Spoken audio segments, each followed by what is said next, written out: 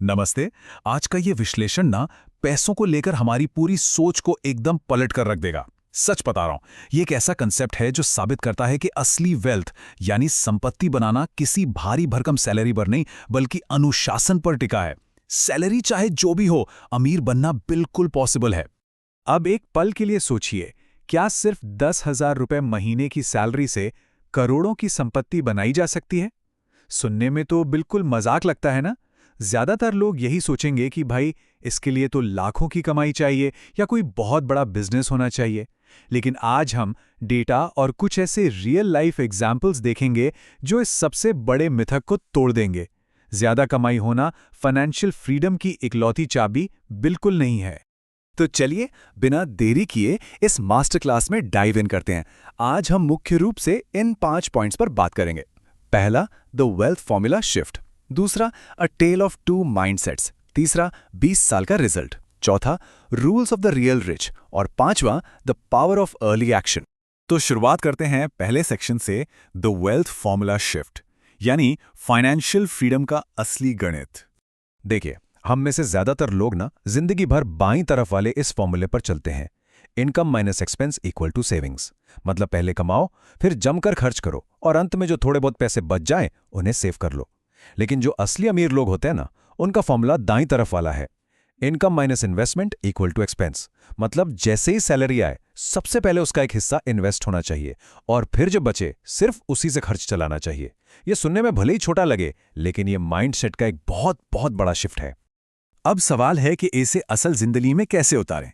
इसका सबसे प्रैक्टिकल और जबरदस्त तरीका है एक रीड ओनली अकाउंट खोलना।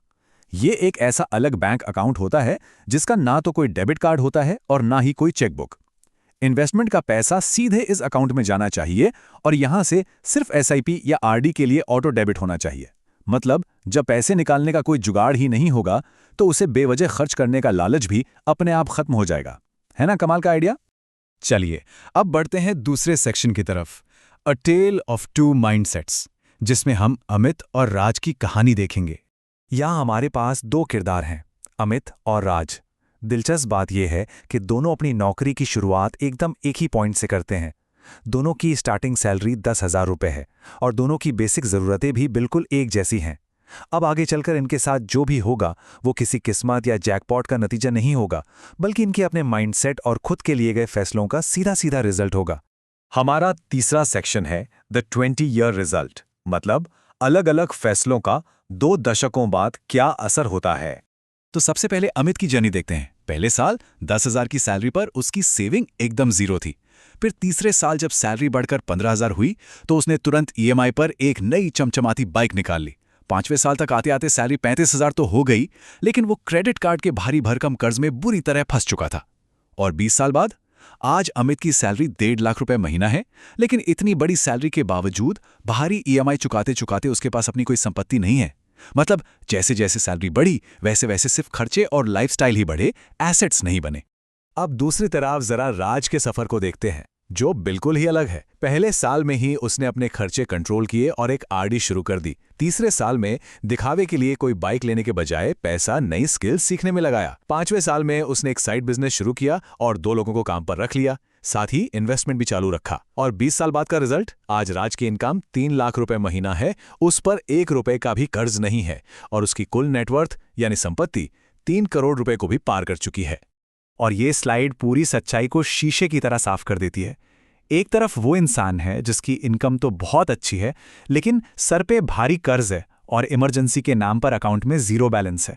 और दूसरी तरफ एक ऐसा इंसान है जिस पर कोई कर्ज नहीं है और वो करोड़ों की संपत्ति के साथ एकदम सुरक्षित जिंदगी जी रहा है।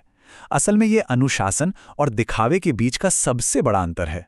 अब आते हैं चौथे सेक्शन पर, rules of the real rich. आखिर वो कौन से सिद्धांत हैं जिन्होंने इतना बड़ा अंतर पैदा कर दिया? इनमें सबसे पहला और अहम नियम है द 6 to 9 विंडो। देखिए, सुबह 9 से शाम 6 बजे तक काम करना तो एक नॉर्मल रूटीन है, लेकिन असली गेम चेंजर होता है शाम 6 से रात 9 बजे तक का टाइम। टीवी देखने या सिर्फ टाइम पास करने के बजाय अगर इन 3 घंटों का इस्तेमाल नई स्किल सीखने और एक दूसरी इनकम स्ट्रीम बनाने में किया जाए तो सब कुछ बदल सकता है। सच तो ये है कि हमारा फ्यूचर इस बात से तय होता है कि हम नौकरी के बाद वाले इन चंद घंटों का इस्तेमाल कैसे करते हैं। एक और बहुत बड़ा फर्क जो अमीर और गरीब की सोच में होता है वो है टाइम मैनेजमेंट। अपना समय बेचना एक बहुत ही लिमिटेड चीज़ है, क्योंकि भाई दिन में तो सिर्फ 24 घंटे ही होते हैं ना, कोई चाहकर भी उसे बढ़ा नहीं सकता। लेकिन असली मैजिक समय खरीदने में है। अपने काम के लिए दूसरों को काम पर रखने से प्रोडक्टिविटी और टाइम दोनों कई गुना बढ़ जाते हैं। खुद अकेले काम करने से इनकम की एक लिमिट आ जाएगी, लेकिन दूसरों का समय खरीदने से ग्रोथ की कोई लिमिट नहीं रहती। अमित के फेल होने का सबसे बड़ा कारण था सोसाइटी इन्फ्लुएंस। अक्सर लोग गरीब दिखने के डर से या बस दूसरों के सामने शो ऑफ करने के लिए महंगी महंगी चीजें खरीद लेते हैं। और यकीन मानिए, क्रेडिट कार्ड और पर्सनल लोन का खतरनाक जाल यहीं से बुनना शुरू होता है। जब कोई 100 रुपया कमाता है लेकिन दुनिया को अपनी हैसियत दिखाने के लिए 150 रुपये खर्च करता है, तो समझ लीजिए वो इंसान अपने ही बिछाए हुए सबसे बड़े फाइनेंशियल ट्रैप में फंस चुका है। इस बात को गहराई से समझाने के लिए इस विश्लेषण में एक बहुत ही कमाल की कहावत है, मूल से ज्यादा सूद प्यारा, पोता ब्याज होता है। इसका सिंपल सा मतलब यह है कि मुख्य इनकम यानी सैलरी से कभी भी ऐशो आराम की चीजें नहीं खरीदनी चाहिए। जो आय है वो बेटे की तरह है, उसे इन्वेस्ट करना चाहिए, और उस इन्वेस्टमेंट से जो रिटर्न या ब्याज आए ना, जो पोते की तरह है, बस उसी से सारे शौक पूरे करने चाहिए। असली अमीर लोग लिटरली यही स्ट्रैटेजी अपनाते हैं। एक और रूल जो हमेशा याद रखना है वो है इक्वल माइंडसेट सर्कल से बाहर निकलना। अगर कोई इंसान अपने पूरे ग्रुप में सबसे ज्यादा स्मार्ट है तो समझ लीजिए कि उसकी ग्रोथ और सीखने की क्षमता वहीं पर लॉक हो गई है। हमेशा ऐसे लोगों के आसपास रहना चाहिए जो ज्यादा सफल हों, जिनका विजन बड़ा हो, क्योंकि जब हम उनसे सीखते हैं और उनकी सोच को समझते हैं तभी असल में माइंडसेट का लेवल अप होता है। और अब हम पहुंच गए हैं अपने 5वें और आखिरी सेक्शन पर, the power of early action, यानी कंपाउंडिंग का वो जादुई गणित जो पूरी कहानी बदल सकता है। यहाँ डेटा हमें दो बिल्कुल अलग अलग सिचुएशन दिखाता है। पहली सिचुएशन में 20 साल की उम्र से हर महीने मात्र 1000 रुपए का इन्वेस्टमेंट शुरू किया जाता है और ये लगातार 40 सालों तक चलता रहता है। वहीं दूसरी सिचुएशन में इंसान सोचता है कि जब सैलरी बढ़ेगी तब देखेंगे, और वो 40 की उम्र में जाकर हर महीने 10,000 रुपए लगाना शुरू करता है अगले 20 सालों के लिए। अब जरा इनके फाइनल रिजल्ट पर नजर डालते हैं। जिस इंसान ने हर महीने सिर्फ 1000 रुपए इन्वेस्ट किए थे, 40 साल बाद उसकी वो छोटी सी रकम बढ़कर लगभग 3 करोड़ रुपए से भी ज्यादा की विशाल संपत्ति में बदल गई। ये सच में किसी जादू जैसा लगता है, लेकिन ये सिर्फ लगातार अनुशासन और समय की असली ताकत है। लेकिन वहीं दूसरी तरफ देखिए, जिसने सैलरी बढ़ने का पूरा इंतजार किया और पहले वाले से 10 गुना ज्यादा पैसा यानी 10,000 रुपए हर महीने लगाए, उसे 20 साल बाद आधे से भी कम सिर्फ 1.3 करोड़ रुपए ही मिले। सोचिए, पैसा बहुत ज्यादा लगाया गया, लेकिन सबसे कीमती चीज यानी समय हाथ से निकल चुका था। तो इस डेटा से हमें सबसे बड़ी सीख क्या मिलती है? यही कि कंपाउंडिंग का असली फायदा उठाने के लिए निवेश की जाने वाली रकम उतनी मैटर नहीं करती जितना कि समय मैटर करता है। कल एक बहुत बड़ा अमाउंट लगाने से 1000 गुना बेहतर है कि आज एक बहुत ही छोटी सी रकम से शुरुआत कर दी जाए। इन्वेस्टमेंट शुरू करने के लिए कभी भी सैलरी बढ़ने का वेट नहीं करना चाहिए। अब अंत में ये विश्लेषण एक बहुत ही गहरा और सोचने पर मजबूर कर देने वाला सवाल छोड़ जाता है।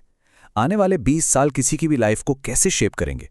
क्या अमित की तरह दिखावे के पीछे भागकर ईएमआई के जाल में फंसना समझदारी है, या फिर राज की तरह थोड़ा डिसिप्लिन दिखाकर असली वेल्थ बनाना? क्योंकि फाइनेंशियल सक्सेस इस बात से तय नहीं होती कि आज कितनी कमाई हो रही है, बल्कि इस बात से तय होती है कि आज क्या फैसले लिए जा रहे हैं। और इसी दमदार थॉट के साथ आज का हमारा ये विश्लेषण यहीं खत्म होता है।